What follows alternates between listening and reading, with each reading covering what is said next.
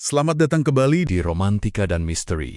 Coba deh, pejamkan mata Anda sebentar dan bayangin seorang prajurit Majapahit. Oke. Saya berani taruhan, gambaran yang muncul di kepala kita semua itu kurang lebih sama lah ya. Sosok gagah, bertelanjang dada, ototnya kelihatan, terus cuma pakai kain di pinggang sambil ngacungin tombak. Citra yang udah mendarah daging banget dari film, komik, sampai diorama di museum, kan? Gambaran yang sangat heroik, sinematik gitu ya. Tapi sayangnya keliru besar. Nah. Justru itu yang menarik untuk kita bahas mendalam hari ini. Kalau kita kesampingkan imajinasi populer itu dan kita gali catatan-catatan kuno, cerita yang muncul itu jauh beda. Beda banget ya? Jauh. Cerita tentang sebuah kekuatan militer yang ternyata jauh lebih canggih dan modern dari yang kita kira. Nah, tepat sekali. Misi kita hari ini adalah membongkar miskonsepsi itu. Kita akan telusuri seperti apa sebetulnya perlengkapan perang prajurit Majapahit. Dan percayalah, realitasnya itu jauh lebih keren dan kompleks. Jauh lebih keren dari sekedar kain yang melilit di badan. Betul. Kita akan lihat bagaimana mereka itu bukan cuma prajurit pemberani, tapi juga didukung teknologi zirah yang luar biasa. Nanti kita akan bicara soal baju rantai, zirah sisik, bahkan sampai pelindung dada dari emas murni. Ini bukan fiksi loh. Wow! Ini semua tercatat dalam sejarah. Oke, mari kita langsung bongkar. Miskonsepsi prajurit telanjang dada ini kan kuat sekali ya. Pasti ada alasannya dong. Yang paling logis ya, karena iklim kita. Tropis. Nusantara kan panas dan lembab. Rasanya nggak masuk akal kan? Berperang pakai baju pelindung tebal di bawah terik matahari khatulistiwa. Bisa-bisa pingsan dehidrasi sebelum kena senjata musuh. Tentu. Iklim itu faktor krusial. Dan ini justru yang bikin teknologi militer Majapahit itu jenius. Oh ya? Mereka nggak meniru mentah-mentah zirah kesatria Eropa yang kayak kaleng berjalan itu kan, yang nutupin seluruh tubuh dari kepala sampai kaki. Wah, itu jelas bunuh diri di iklim tropis. Iya, kebayang panasnya. Nah, para pandai besi Majapahit ini dihadapkan pada tantangan rekayasa yang luar biasa. Gimana caranya menciptakan perlindungan maksimal, tapi dampaknya minimal terhadap suhu tubuh dan kelincahan. Tunggu dulu, ini menarik. Jadi ini bukan cuma soal pakai atau nggak pakai zirah, tapi soal inovasi desain yang disesuaikan sama lingkungan. Tepat. Apa bedanya zirah mereka dengan yang kita bayangkan dari film-film Eropa gitu? Perbedaan utamanya adalah fokus. Zirah Majapahit itu dirancang untuk melindungi organ-organ vital. Dada, punggung, perut. Oke. Mereka nggak boros material untuk nutupin lengan atau kaki sepenuhnya. Ini menciptakan keseimbangan yang sempurna antara proteksi dan mobilitas. Jadi tetap lincah gitu ya? Betul, mereka butuh sesuatu yang bisa menahan sabetan pedang, tapi tetap memungkinkan mereka lari lincah di hutan lebat atau sawah berlumpur. Dan buktinya tersebar di banyak naskah kuno, dari Kakawin sampai Kidung. Ini bukan spekulasi, ini data dari zaman itu. Oke, saya jadi penasaran banget. Mari kita bedah satu persatu, sekeren apa sebenarnya arsenal zirah mereka. Mulai dari yang paling dasar mungkin. Kita mulai dari yang paling fundamental dan mungkin paling mengejutkan. Namanya waju rantai. Ini pada dasarnya adalah baju rantai atau yang kalau istilah globalnya itu dikenal sebagai chainmail. Sebentar. Waju rantai. Baju rantai. Itu kan yang dipakai kesatria-kesatria di Eropa abad pertengahan itu bukan? Yang terbuat dari jalinan ribuan cincin besi kecil. Kok bisa ada di Majapahit? Bukan cuma ada, teknologinya sudah sangat matang. Bayangkan deh betapa rumitnya proses pembuatannya. Setiap cincin besi kecil itu harus dibuat, disambungkan satu persatu, terus dikeling biar kuat. Wah! Ini butuh keahlian metalurgi dan kesabaran tingkat tinggi loh. Bentuknya kayak jaket tanpa kerah. Lengannya bisa sampai siku, panjangnya sampai paha. Sangat fleksibel dan efektif luar biasa untuk menahan serangan senjata tajam jenis sayatan. Ini benar-benar mengubah perspektif saya. Tapi sejak kapan teknologi ini ada? Apa ini teknologi baru yang diadopsi pas puncak kejayaan Majapahit? Nah, disinilah letak luar biasanya. Keberadaan teknologi ini tercatat jauh sebelum Majapahit berdiri. Oh ya? Salah satu bukti tertua yang kita punya itu dari prasasti Tamblingan di Bali dari tahun 922 Masehi. Tunggu, 922? Betul, di prasasti itu disebut ada profesi juru pandai baju besi. Tahun 922. Itu kan hampir 400 tahun sebelum Gajah Mada mengucapkan Sumpah Palapa. Hampir 400 tahun. Berarti ini bukan teknologi impor yang baru datang, tapi sebuah tradisi keahlian yang sudah berakar berabad-abad di Nusantara. Tepat sekali. Ini menunjukkan sebuah kesinambungan teknologi militer. Kemudian, dalam Kidung Ranggalawe yang berlatar penaklukan Kediri tahun 1295, istilah Wajurante disebut secara eksplisit sebagai perlengkapan pasukan Raden Wijaya.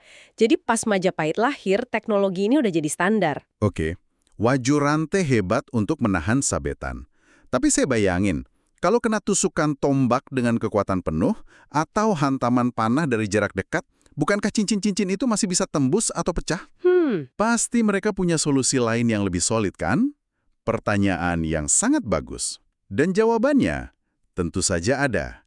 Untuk menghadapi ancaman senjata tusuk, mereka punya teknologi lain yang disebut sisimping-sisimping.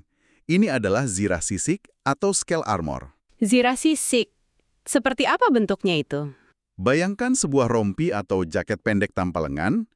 Jaket ini kemudian dilapisi ratusan lempengan kecil yang disusun tumpang tindih, persis kayak sisik ikan atau ular. Oh, oke. Susunan ini membuatnya sangat solid untuk menahan tusukan, tapi tetap memberikan fleksibilitas bagi pemakainya untuk bergerak. Bahannya dari apa aja lempengan-lempengan kecil itu? Pasti nggak cuma besi kan? Mengingat sumber daya kita yang beragam. Benar sekali. Inilah bukti adaptasi mereka. Lempengannya bisa terbuat dari kuningan, perunggu, atau bahkan bahan-bahan organik yang diperkuat. Ada yang dibuat dari tanduk kerbau yang dipotong tipis-tipis, lalu diperkeras. Imping, cangkangnya kan pipih dan bundar ya. Sangat ideal untuk dijadikan sisik pelindung. Dari situ namanya. Betul, dari situ namanya berasal. Zirah jenis ini umumnya jadi standar bagi prajurit infanteri. Luar biasa. Ada catatan penggunaannya yang legendaris gitu dalam pertempuran. Ada, dan ini salah satu gambaran paling dramatis dalam sastra kuno kita. Dalam Kidung Sunda, saat mengisahkan tragedi Perang Bubat, pasukan elit pengawal Putri Dyah Pitaloka itu digambarkan mengenakan sisimping yang terbuat dari emas. Emas. Coba Anda bayangkan pemandangannya. Barisan prajurit terbaik Sunda berdiri di alun-alun Bubat, zirah sisik emas mereka berkilauan menyilaukan di bawah terik matahari. Wah, Itu bukan cuma perlindungan, itu adalah perang psikologis. zirah sisik dari emas untuk pasukan pengawal. Itu level kemewahan yang sulit dibayangkan ya. Kalau gitu, untuk para komandan, bangsawan, atau perwira tinggi, zirahnya pasti lebih canggih dan megah lagi dong.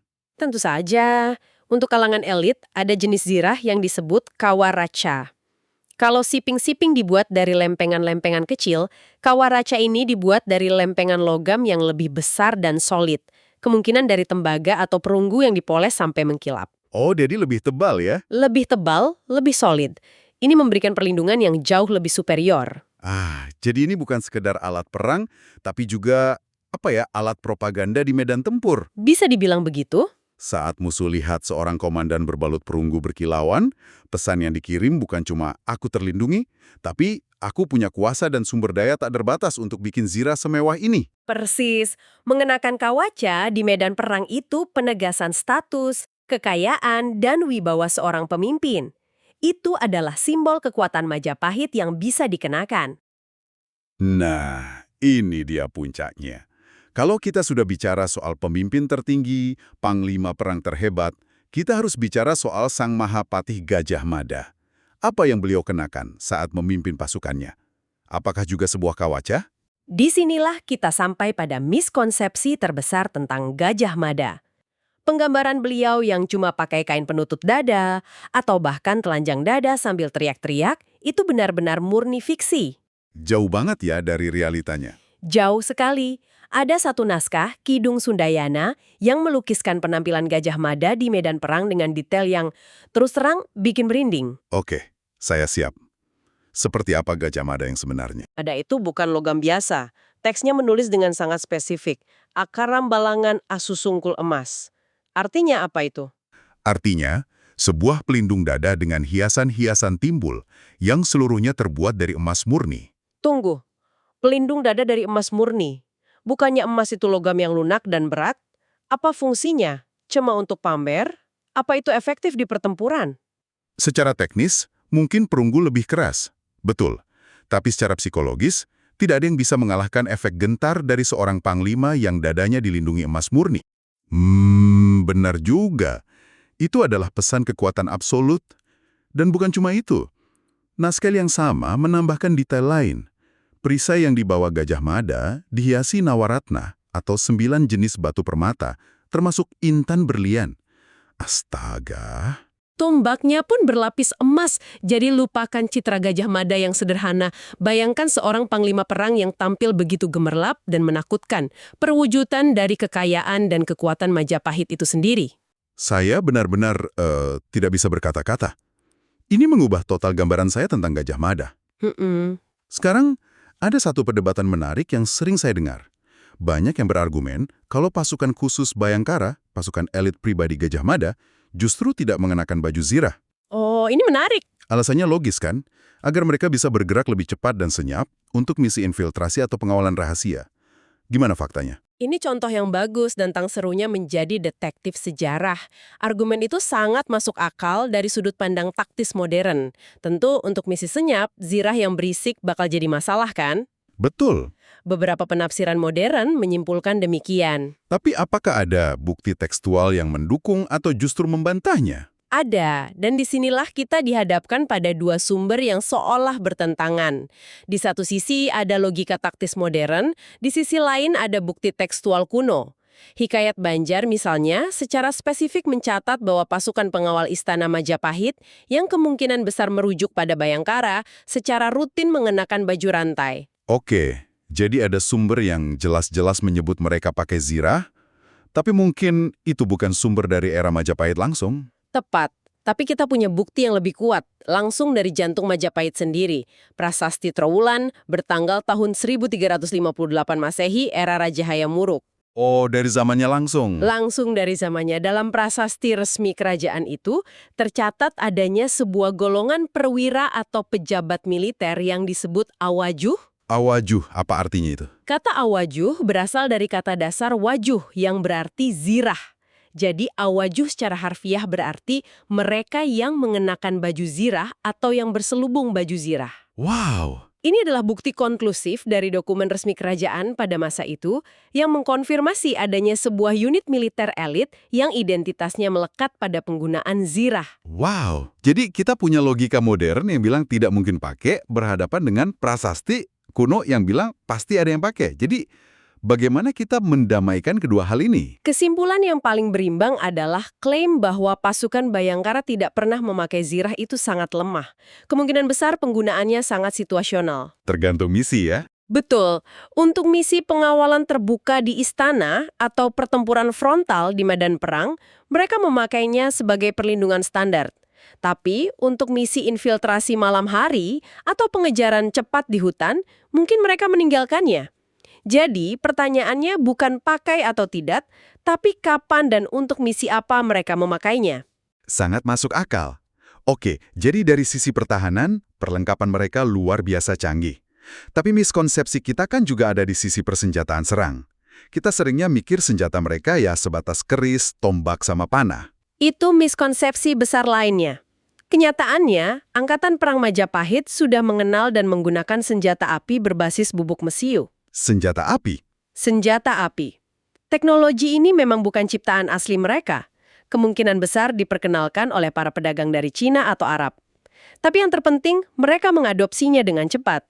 Senjata api di era Majapahit. Sehebat apa teknologinya? Jangan-jangan kita bayangin pistol atau senapan. Hahaha, tentu bukan. Senjata api yang paling terkenal dari era Majapahit adalah sejenis meriam putar atau meriam tangan berukuran kecil yang disebut cetbang. Cetbang. Harus diakui, teknologinya mungkin belum secanggih meriam-meriam besar yang diproduksi di Eropa pada periode yang sama. Tapi keberadaan cetbang ini menunjukkan sesuatu yang sangat penting tentang karakter militer Majapahit. Apa itu? Ini menunjukkan bahwa mereka sangat adaptif, pragmatis, dan punya pikiran terbuka. Mereka nggak terpaku pada tradisi senjata pusaka saja.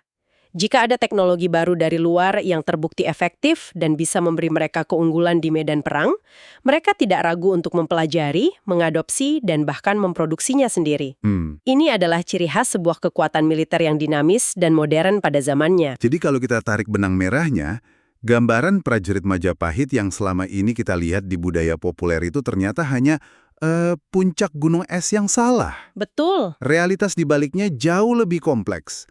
Mereka bukan sekedar pasukan pemberani bertelanjang dada, melainkan sebuah angkatan perang profesional yang didukung ragam teknologi militer canggih, dari zirah rantai hingga meriam yang semuanya dirancang khusus untuk kondisi geografis mereka. Pesan utamanya adalah jangan pernah meremehkan kecanggihan nenek moyang kita hanya berdasarkan imajinasi populer. Kita harus berani kembali menggali catatan-catatan otentik mereka, seperti prasasti dan naskah kuno. Iya. Karena seringkali realitas sejarah itu jauh lebih menakjubkan, lebih kompleks, dan lebih hebat daripada fiksi manapun yang kita konsumsi.